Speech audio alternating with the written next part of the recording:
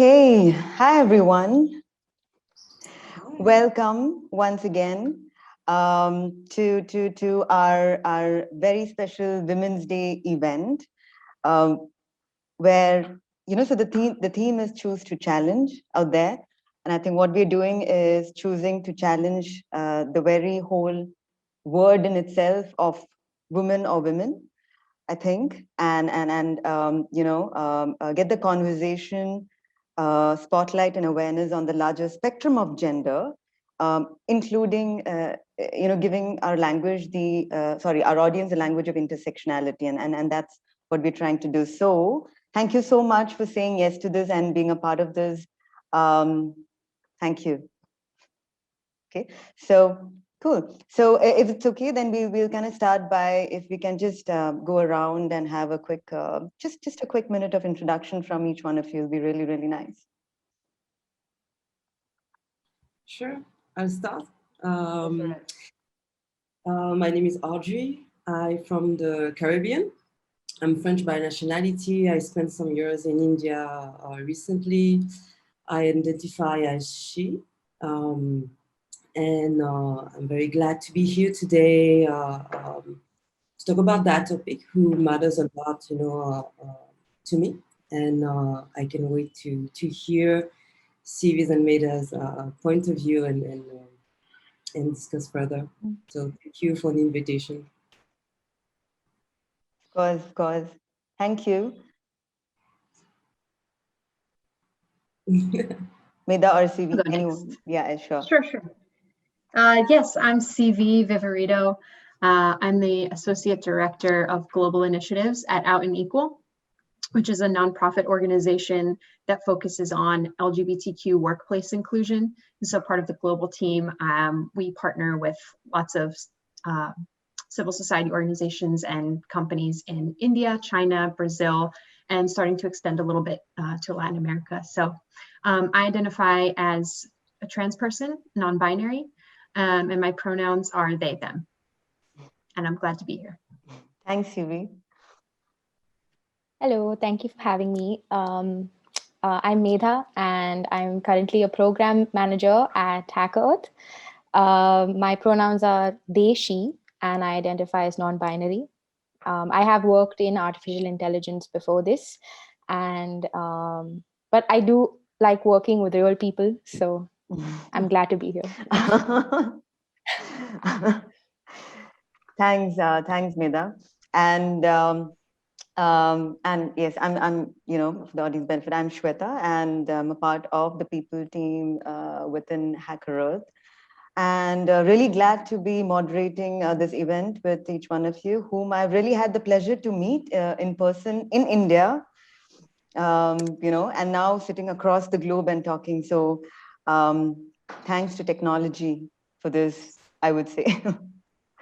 Okay, all right, cool. On that note, I've been very, very eager to ask you this, right? One of the questions that I had on my mind is Women's Day, right? What it personally means to each one of you, and I think also would absolutely love to hear. And I know that you've called out how you or how and where you kind of personally identify in the whole spectrum of gender. But if you could just share with us your personal story also therein, I think it'll be really nice for us to hear. And I think, CV, if you wanna go first. Yes, I'd be happy to. And I'm glad you're asking this question. Women's Day, I've gotten a lot of invitations to speak on panels, and I've even had people kind of wishing me a happy International Women's Day. And I'm like, thank you, but I'm not celebrating Women's Day as a woman, so I don't think I should be celebrated me on this day. But I am celebrating in the name of women, of whom I am an ally. I'm an ally to women, obviously. And I think it's funny when people wish me like a happy Women's History Month or something like that. I think they're making two assumptions there, and I'll explain. I think one, folks are assuming, because I have not disclosed this, my sex assigned at birth, and then they're assuming from that somehow still fits me into this binary system, even though I identify as outside of the binary as a non-binary person. And so it's been interesting. And so I'm glad in this conversation, we're kind of taking a harder and closer look at gender. And so I'm here today as an ally to women, and to expand the conversation, maybe to name that in 2021, maybe we're really talking about marginalized genders. Maybe we're really talking about how we can all stand in solidarity, because the patriarchal systems that oppress women oppress me too as a trans person, right? And so maybe we're kind of taking a zoomed out approach and going, let's talk about the systems at work here and how we can stand together, and begin to deconstruct them and create spaces where, folks of all gender identities can belong. And so for me, being non-binary means that I don't identify as a man or a woman. Identify as outside of that. I've never felt that I have belonged to either of those categories. And it was very rough in the beginning, because as a kid, I didn't even have a word. I just knew that I felt different, and it was very difficult to not know even the word non-binary. Just makes you feel a little bit crazy. But when you grow up and learn the word, it's really life-changing, to know that your identity is valid and that others share it. And we all experience being non-binary, being a trans person differently. But all of our experiences are valid. And so, yeah, I'm grateful for this question, and I'm glad you asked it. Right. So I'm curious to know, again, how young were you when you kind of were aware of it, and you had the language actually? Yeah. Yes. Okay. So I was aware of my gender identity before I was aware consciously of my sexuality. So as a kid, even elementary school, kindergarten, I really, and I've told this story before, but it bears repeating. I remember teachers, when you go to do a project or something, would say like, okay, we're going to split the class, like boys over here and girls over here. And I would just feel this panic, and I didn't know where it was coming from, but I did not want to pick a side. I just wanted to sit there in the middle. I hated it. And I knew that the teacher wanted me to go over to the girls' side. So, I did, but I was pretty sad about it. And I just eventually learned to do that and to stop questioning and to just go, this must be right. And so, yeah, I was really quite young, but I just learned to repress it, unfortunately. And then when I was, in my early to mid 20s, I think, is when I heard of the term non-binary. Or I guess I had heard it, but I really took a deeper dive. And it was like a light switch, I was just like, yes, let me learn more. And I just started educating myself and exploring the community, and pretty soon thereafter came out as non-binary, and just felt so much better. Right. It was such a weight lifted, yeah. Right. Thank you for sharing that story with us. Okay. Medha, how about you? Well, Women's Day for you, and how you personally identify. So, I identified with a lot of points that CV shared, coming from a similar gender non-conforming space. But growing up in India, it was very different, because, the exposure is far less. So I think for me, Women's Day, let me start with that.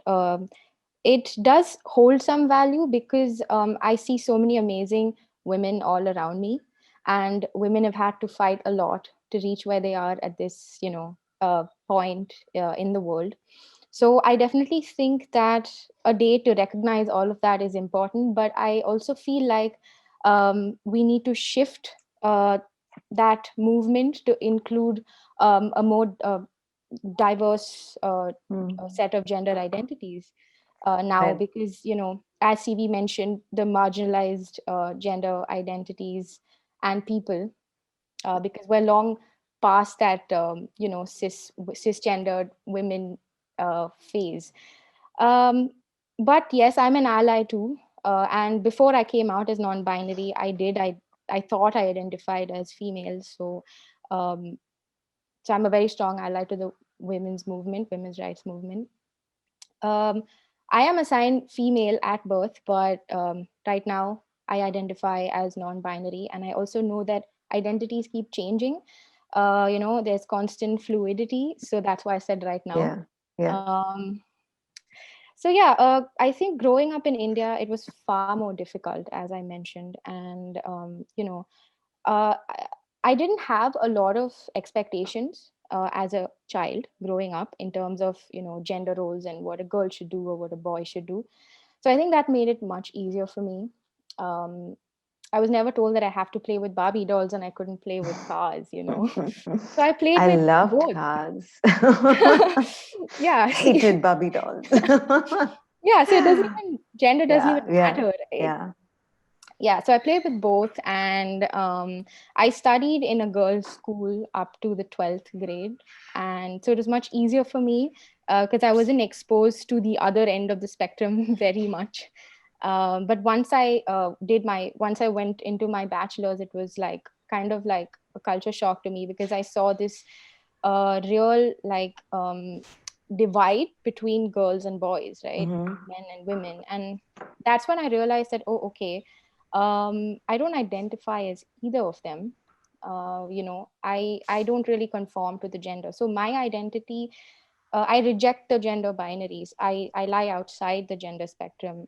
Mm, as CV mentioned, a lot of each person's non-binary identity is different, and I know some non-binary people who identify somewhere within the spectrum, or they keep fluctuating. But I'm kind of outside that. I don't see myself as in the spectrum. I would be an Right. alien if I could be, just that physical form. I mean, like nothing. um, so yeah, that's what it was like for me. Okay. Cool. Audrey? I'm always a bit mixed about, Women's Day, because I guess, so I identify as a she, as a female, and I had different experiences to be a woman, in different places. I grew up in the West Indies, then I moved to France, to US and India, and I'm back in the West Indies right now. And I've always had different perspective from people towards me as being a woman and a Black woman. And I'm in a place where I'm celebrating Women's Day because I think we should celebrate and being engaged in equality. But in the same time, I'm a bit mixed because we still have to celebrate it. I want to celebrate every day and everyone. So it's a great thing because we have to be engaged to fight for equality and everyone. But at the same time, it creates a bit of sadness because we're still at that point of we have to have a day for it, like one day, like and we should celebrate every day. Uh, uh, in my personal experience, sometimes it felt, probably because of my skin color, the Black woman is always seen as this very attractive woman or this thing, I would say. So sometimes I felt degrading by being a woman, and in the same time, because of my skin color, because I was a woman, it was easier for me to be hired somewhere, to be uh, to talk with people as a Black man, I would say. So probably in France that I felt that easier for me to find a job as a Black person because I was a woman. Um, but in the same time, still not the position I wanted to or the salary I wanted to. Um, so it's a bit a mixed feeling about Women's Day, but I'm glad to continue the fight and the awareness. I think it's a great position today to talk about those topics and highlight that there's not only women that we need to celebrate, but the full spectrum, and we have different identities around uh, uh, uh, well, the spectrum, and how do we create that awareness to just to respect everyone, actually, as human beings, and not as a gender, I would say. Got it. Okay, Audrey, so I have a follow-up question for you. Okay, tell me, or tell us, as someone being, as a woman, being from the Black community, how has your experience been? One is on top of my mind, curious about around in the workspace, in the workplace, and very, and knowing the fact that you have worked in different countries too. So would be actually interesting to know how your experience has been, and has it been any different in different countries that you've worked with? Yeah, definitely. I had, and I'll talk about, the French, American, and Indian one, which was very different. Yeah. I guess in France, well, I always had opportunities, as I said, but I had very interesting reactions from men in. I was working in the automotive sector in France, Okay. which was sports cars. So I was in a male dominated environment. Right.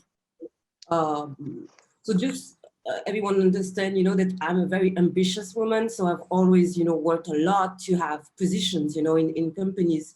And a lot of time, I was we were organizing huge events in the sector, and a lot of time people, or especially men, thought that I was the waitress, which I was actually not.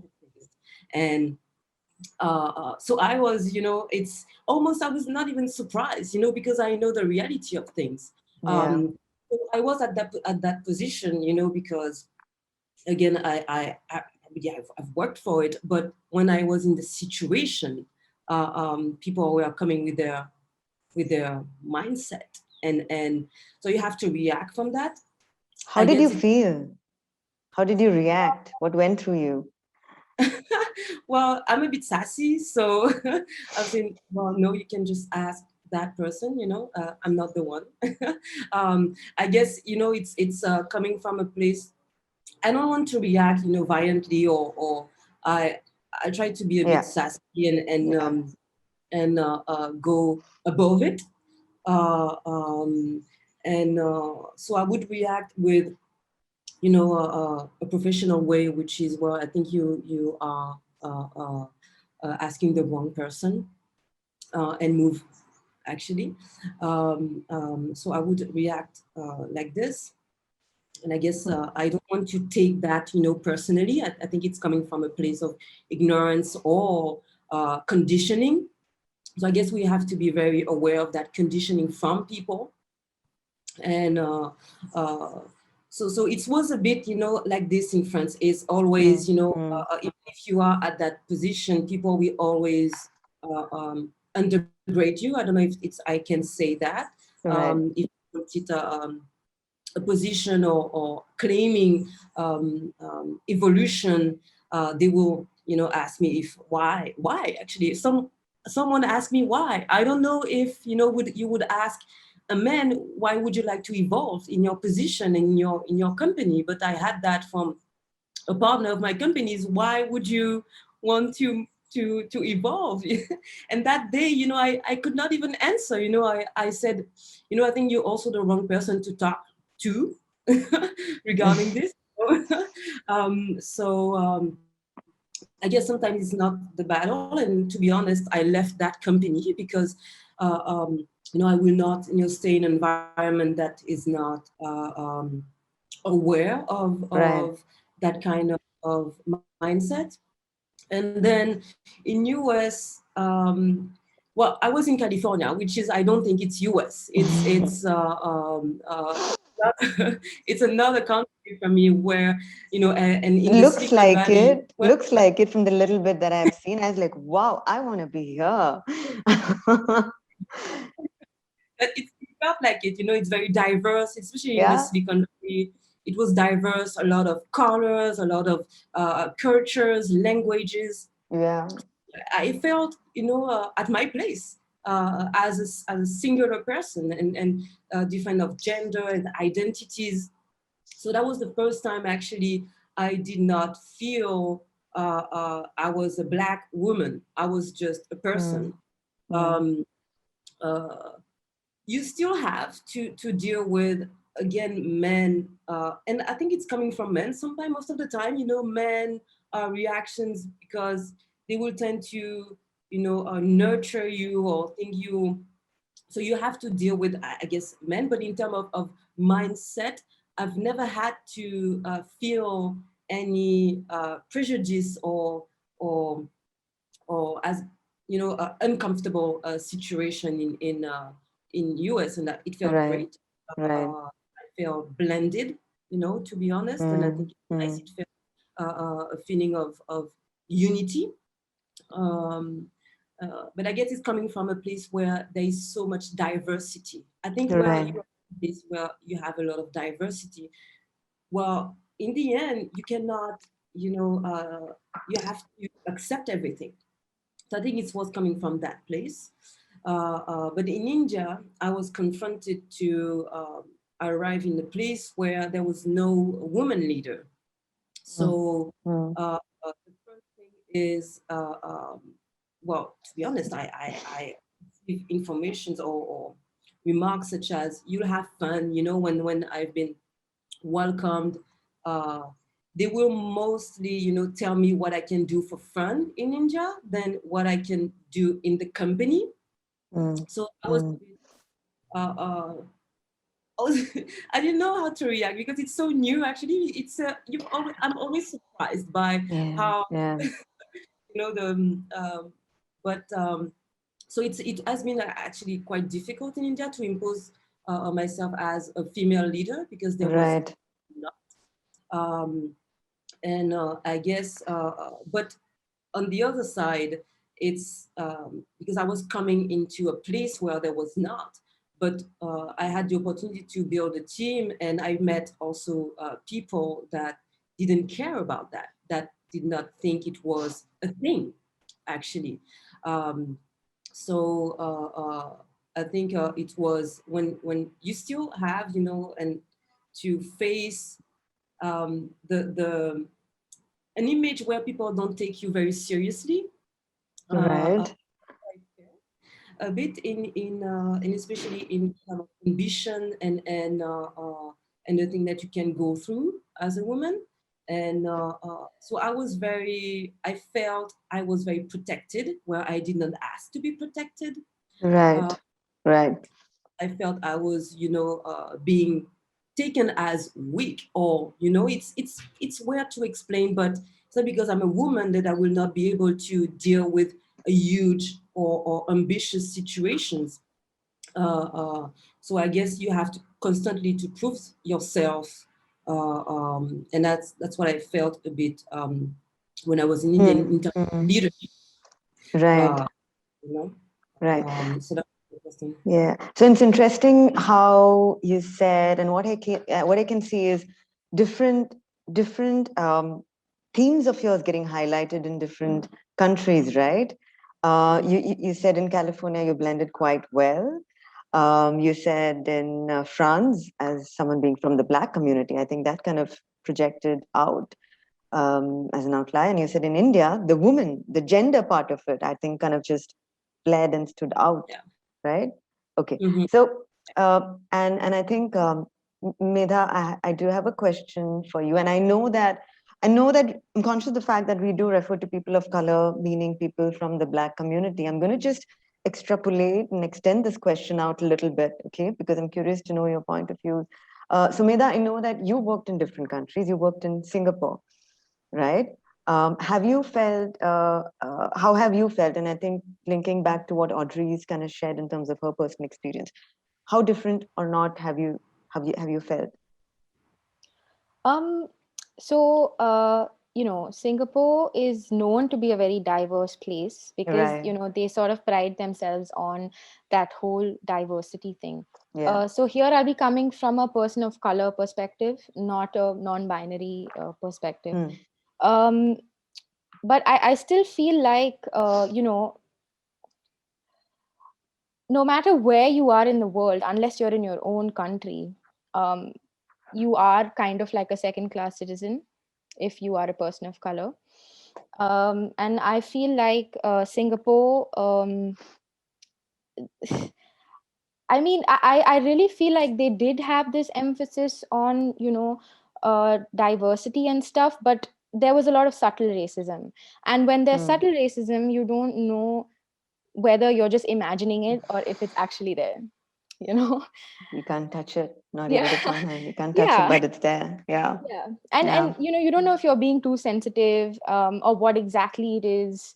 I think that was something that I faced sometimes, not all the time. Hmm. Um, I learned to deal with it. As Audrey said, you just sort of brush it off, be above it, sassy, whatever. um, you learn to deal with it, but I do think there is some subtle racism that you can't really put a finger on. Got it. Got it. Okay. Okay. And CV coming to you. Okay.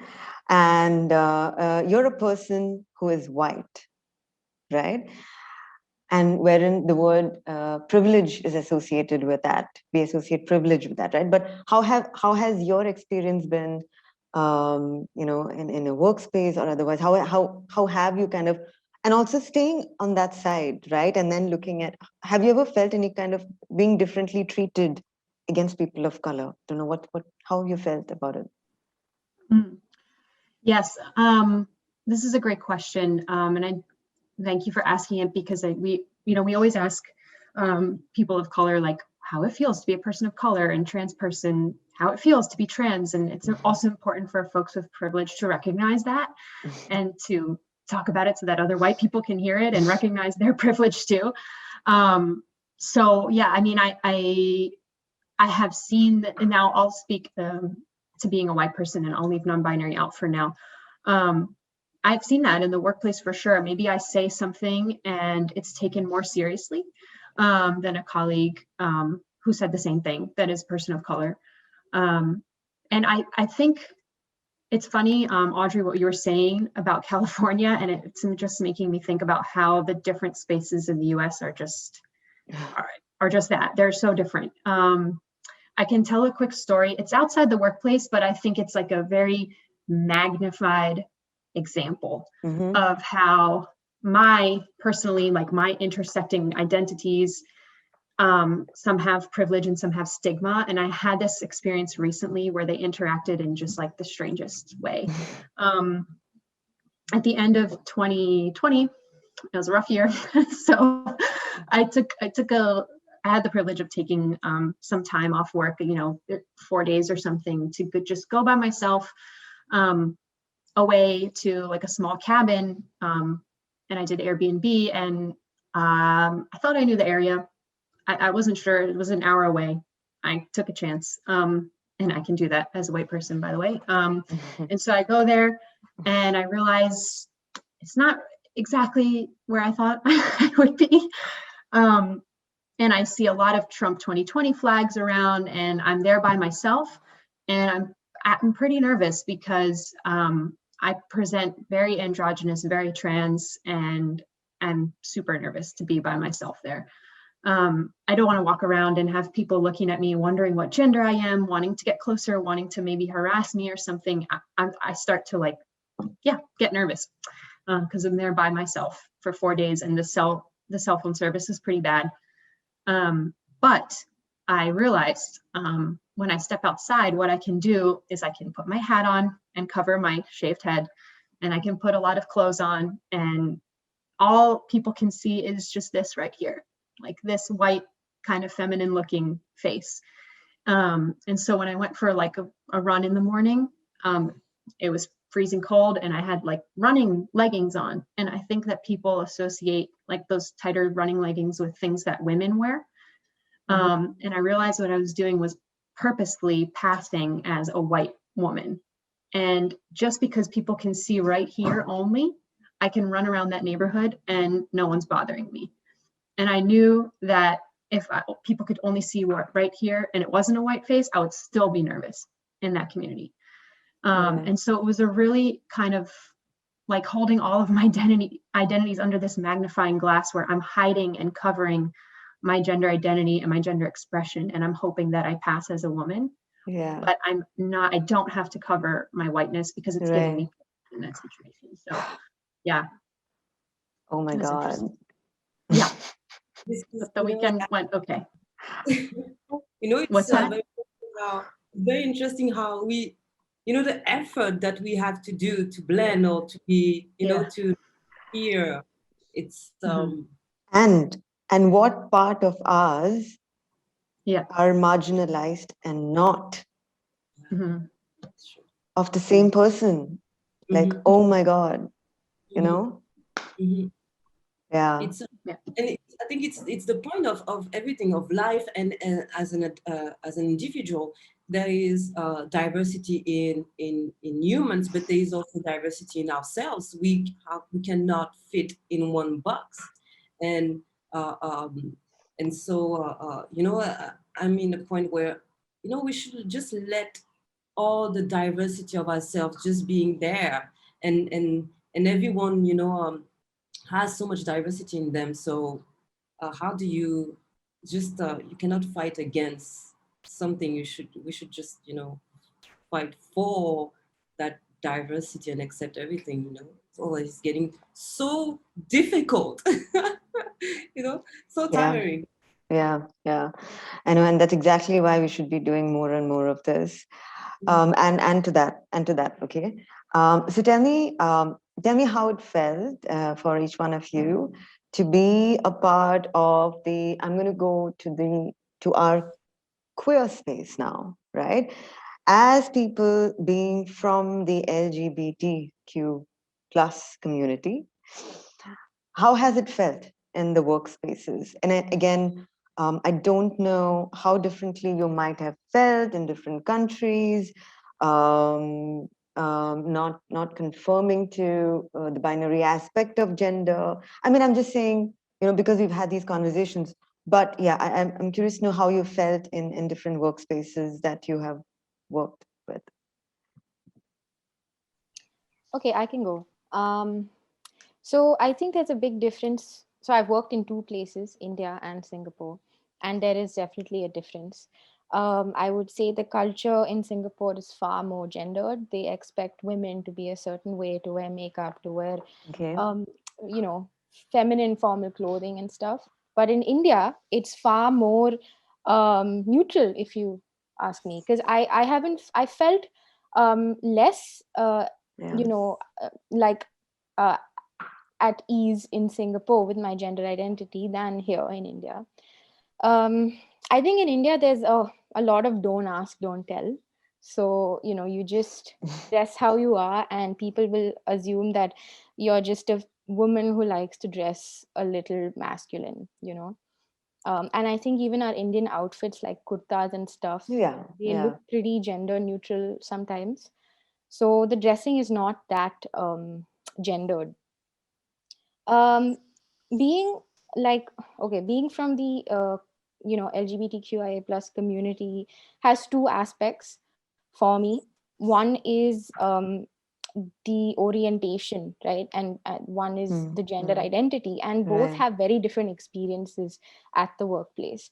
I think companies and people are becoming more open to people being gay, but not so open to different gender identities. I think there's still some work to do there. I'll focus a bit on the gender identity part. So I still feel like there is more awareness, but there's still a lot of work that needs to be done in the corporate space, because right now they focus a lot on the binary identities, even if those are trans identities. like the trans man or the trans woman, they don't focus so much, or there's not so much awareness it. on, Got it. there's not so much awareness on gender non-conforming people. Are your focus is on the visible part of it, and you're saying not on the So invisible? Yeah, if you can. yeah. So I think that Got so people are very fixated on gender binaries, right? They can't Right. comprehend anything that doesn't adhere to that male or female binary. And even trans people, trans men and trans women adhere to that binary, right? Right. So gender non-conforming is like a newer concept that's coming up in India right now. I'm not sure about abroad.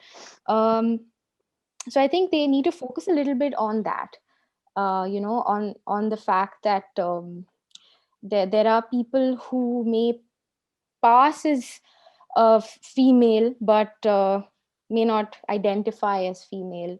And I think they need to separate the fact that there's literally no correlation between your sexual orientation, your gender identity, and your pronouns.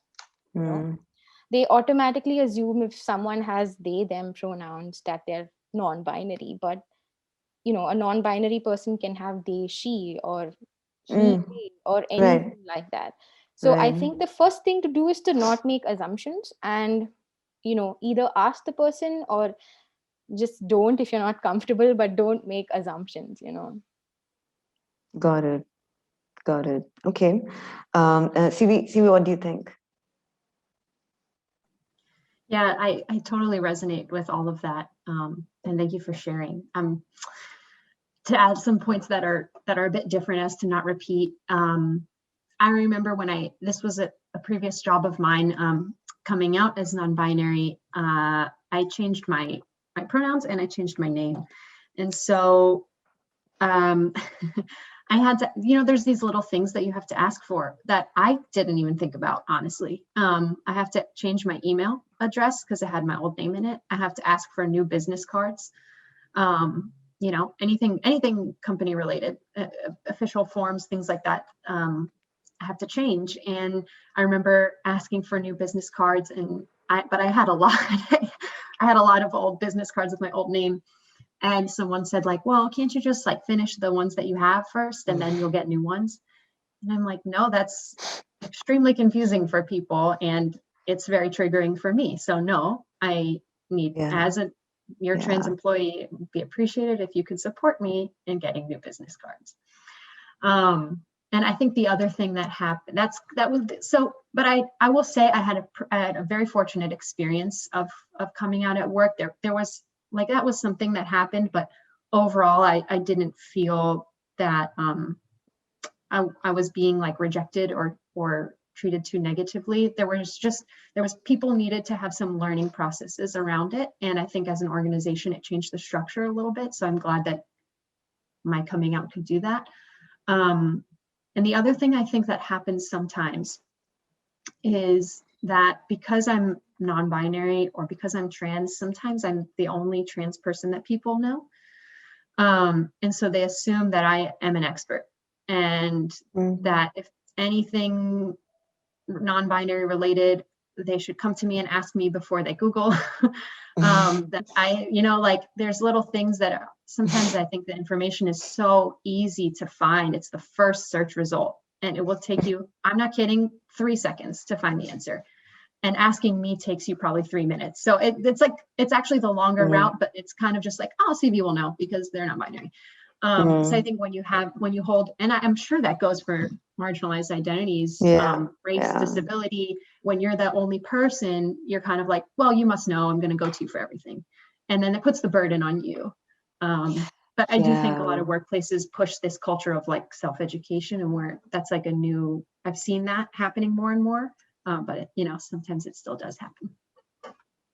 Right. Okay. Thanks for sharing that, CV. Yeah. Audrey, how has your experience been? It was for me. I've never had to really deal, I think, with any weird situation because I look like a feminine woman. So I get it's always coming from a faciès issue, and so the only thing is everyone assumed that I was straight. So from my evolution of accepting my sexuality, it's just I just had sometimes, you ask, where's your partner? Are you married? Do you have children? That those usual questions, and so I had to just evolve between, no, I don't have a husband, to change it to, I don't have a partner, or and just at least to get the awareness that you're making an assumption that I'm straight. So I just wanted to move, and it was a transition also for me to also face it, to face to others, first my sexuality. And you're always scared. I was scared to be judged, I guess. It's coming from this island mindset. But I've never had to deal with any type of uncomfortable situation because of that, because of what I'm looking.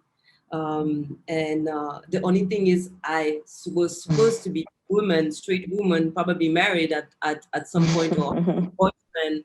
So I just had to put back the conversation at the right place, at least for me, at some point, because I was so bored of that. So that's where I had to deal with, and it was actually really interesting because I'm a very feminine woman, I have to be straight. It's also it's interesting, and so it's the only way around. Is I've never looked gay enough, and when I say it, I'm like, are you sure? But you're so feminine. I'm like, I don't know what to tell you right now. It's Get it. Get it. Get yeah, it. Get it. on that part, actually. Yeah. I get the same too. They say, a lot of people say that, well, you look too feminine to be liking women. Yeah, exactly. You should look a little, Yes. and I'm like, yeah, it's just ridiculous. Okay. All right. Say it. Just to add, when you say it, they say, oh, why you have not said it, before? And I'm like, well, no one says, hi, I'm Audrey, I'm straight. Why should I say, hi, I'm a woman? It's very interesting. So that, those presumptions is just crazy to face. And I guess silence is always the best one, sometimes the best reaction. I know, but not anymore, I think. I'm like, I think it's time we even did that, hi, my name is Shweta, and I'm not straight. This is what I am. And, I'm just like, because otherwise it's just, I just very strongly feel that the times of being subtle and being quiet, it's just, yeah, maybe we need to be out and loud there for the change to happen even more faster, Sometimes I think about it. Yeah. Okay, cool. So one question I have, and for each one of you, also because I know that every single one of you have been involved or exposed, been visible to the tech side of the world, and then women in tech, a lot spoken about today, right? I mean, we're a tech company. We talk a lot about women in tech. We look up at numbers and etc. Right? Women in tech, and I was just looking at the recent numbers before I came in. 26%. There's only 26% of women actually today, even today now in tech, right? And makes me thinking. And I mean, makes me think, saying, okay, we're talking about women in tech, right? One is, I would love to know your point of view in knowing, listen, from where you stand, how do you see the needle moving? Has it moved? Just a little bit on each one of your experience. And then I was also thinking, if you're focusing on women in tech and you're saying, okay, no men, right? Because you want to, from an equity point of view, you want to focus more on women. What about people, right? What about people who don't identify as women? What happens to people? And I don't know if we have any answers to that today. It did make me thinking though, right? Because we've gendered it so much, right? But if you could just go around, I could again hear your point of view in terms of women in tech. From a work standpoint, how do you see that needle moving? And in case you have any thoughts on what do you do then with the others, or we can just move on, no problem. Okay. Anyone who wants to go Yeah, first. I'll go. So I did my engineering, and I was, obviously looked at as a female back then, even though I wasn't quite sure of my gender identity. I hadn't come out as non-binary, but I think that using this women in tech tag kind of leaves you missing out on so many other diverse gender identities that do not identify as cisgender men, right? Cisgender men are basically people who were assigned male at birth and who identify with the gender they were assigned at birth. So I think I think we should include trans men, of course, trans women, Right. gender non-conforming people. All Right. of that should be counted.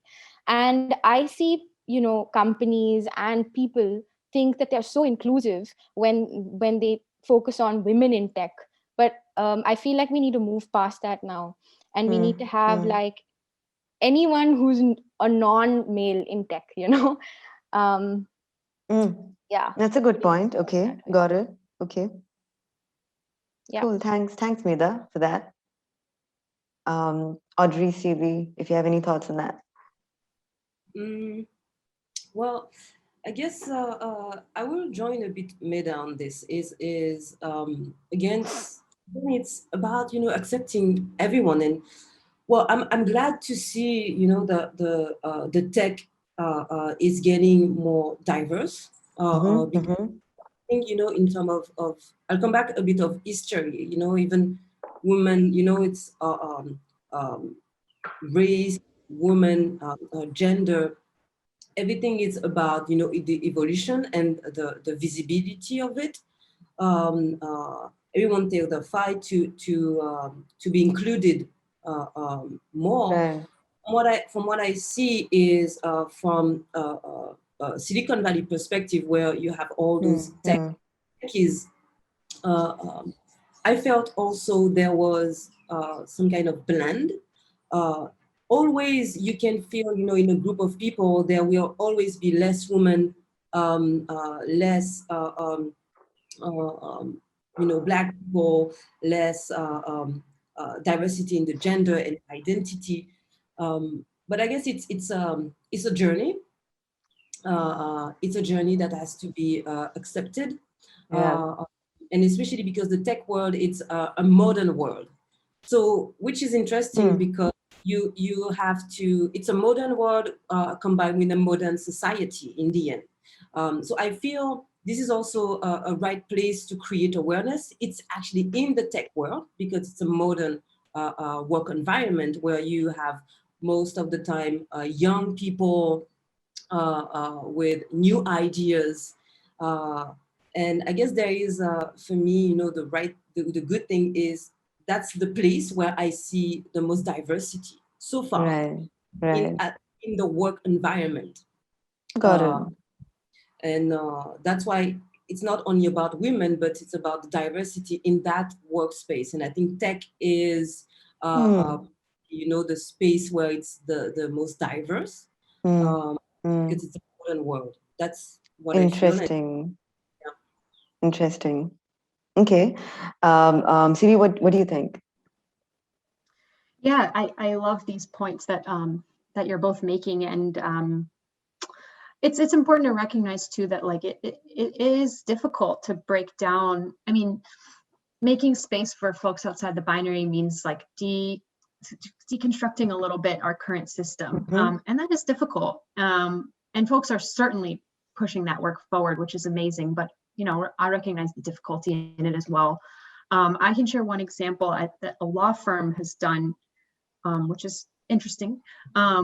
Baker McKenzie, they were asking themselves the same question, like, man, how can we make room for recruitment and inclusion of folks outside of this binary? And they had said that the way that they did it that made sense for them was they said that, okay, well, by 2025, we will aim to have 40% men, whoever identifies as a man, cis, trans, 40% women, and it's 20% this like flexible category.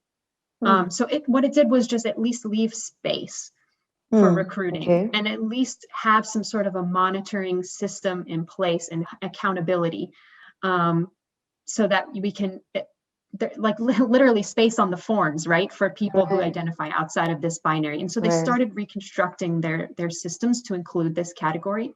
And I'm sure it's a work in progress, but I thought that was quite interesting. And so, yeah. No, thanks for sharing that. It was quite an interesting information. So basically what you're doing, you are still putting the lens out there on the spot, and then trying to eventually bring at some point, create the awareness and bring at a point of equity at some level, right?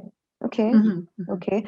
Thank you so much, folks. I think those were really interesting points that you shared, right? And I'm conscious that we're also top of the hour. I do have one thing that I want to ask you. For the people who's watching us and for the audience out there, right? If you have to kind of leave them with, if they want to be a part of this journey, right? And if they want to go back and do something, do this one thing to create more awareness and move away from this very gendered perspective of things, and move away and lay down the umbrella there to the larger spectrum, what would you give as a tip to them? Anyone, if you have something on your mind that you want to share as a tip to do. For me, I guess what helped me a lot is just accepting myself and not being afraid of putting myself out on whatever level it is, on whatever level it is. And I guess that's how you create that awareness about your individuality. Is correct people when you feel it too. Tell the truth when you feel it too. It's again not being understood, not being accepted. I guess that's what the word is. But I think at least being putting yourself, your true self out there, create itself that awareness. Got it. And that's that's. Got it. So you're saying if you're part of this journey yourself, talk about it, make yourself visible. Great. Sivi, what would you say? I think one really simple thing that everyone can do that's participating and listening today is share what you've learned with another person who didn't attend, and ask them to share as well. And we kind of start spreading this conversation, because normalizing conversations around gender inclusion is what's going to take us a couple of steps forward in the first place. And then we get to structural change. But talking about it in public spaces amongst friends, amongst work colleagues, is equally as important, because I think then the next step will become education and implementation of structural change. So I think that's something simple that we can all do today. Okay. Thank you, Sivi, for sharing that. Mida, anything from you? Quickly, I think be an ally and be with us in the fight. Put your pronouns out there and don't make us do it alone, so we're separated from everyone. So I think that's one of the first steps. Yes. Thank you so much for sharing what you did to give our people something to really take back with them and do something. I do want to share that, when I was talking to each one of you, we did spend a little bit of time earlier on, right? And I think it kind of, there was a point that kind of challenged me personally, and because I do want to share that as a message back to the people who are listening to us, right? Saying that, when it comes to, being not really confirming or getting not really having this very strong gendered point of view to things, binary point of view to gender, right? Very strongly looking at as men and women. When I first initially did come across someone who identified or their preferred pronouns were they or them, and I was talking to CV about it, saying when I was having a conversation, I did by mistake did refer to them as her, and the reaction that I saw was a lot of anger, you know. And I did, at that point in time, I think this is much earlier on, right? Many, many years ago, what I thought was, if we could really, and what I thought was, if we could really replace anger, if it was possible to replace anger as emotion at that point in time, and then just with the agenda of maybe we can then spread more and more awareness on this topic. Like, for example, my point of view over there was they probably lost someone to be educated on what it really means. It's just not as simple as using pronouns, you know. That's what I thought. That's what I thought. But I think, Sivi, I was talking to you about it. And I think conversation is very important.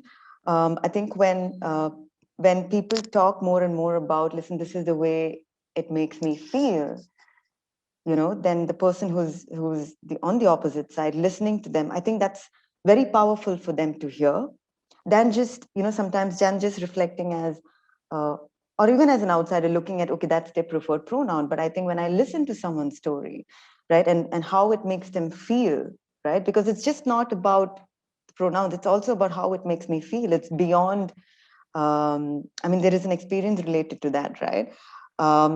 And I think that kind of changed my point of view of, listen, I think awareness comes next. I think awareness really comes next. If someone's telling us that, listen, I identify, I maybe I look like a woman, but I identify as a man. Okay, I don't understand, but I do want to know more, right? I'm just saying, and rather than against a reaction of strong judgment saying, this is a new age thing, like, or this is not really, this doesn't seem real, right? But no, maybe it's a phase, or saying that, no, you clearly look like a woman, but you're saying a man, but I'm just saying, rather just approach it as, okay. So what I'm saying is approach it as just being open to a conversation, removing judgments, removing strong biases that obviously we will feel, right? Be aware of it, and don't let those strong biases take over, and just having a conversation very openly about it, which means unlearning a lot of things which we've learned, conditioned, strong conditioning that we've all gone through, right? I think it's about that more than anything else. So I think, after talking to each one of you, I'm even saying that awareness comes much later.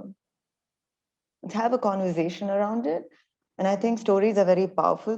Personal experiences are very powerful. And let that happen, And what I ask of people is to just listen and be very open to listening. That's all at a first place, no? So, yeah, sorry, yeah. Yeah, I guess the education also comes from us as well. Yeah, obviously, yeah, of course. And me sharing my story, as an example, saying, hey, I had a strong bias and perception of things, and it's changing, or it's changed, and I'm going to talk to more and more people about it. That is more important, right? On that note, thank you so much for the patience with us too on this. I will think about the coffee in a way, if there is a way to get the coffee across to you, but thank you so much. I've kind of learned and unlearned also some bit after talking to each one of you, and then I hope you've enjoyed the chat. Yeah, definitely. Yes. Thank you for inviting us. I guess also you've always done a very challenging session, I would say. And innovating one. So it's nice. Thank you also for putting that together. It's really nice also to have a safety place. Yeah, of course, my pleasure. Cool. I'm not gonna take much of your time, more time. Okay.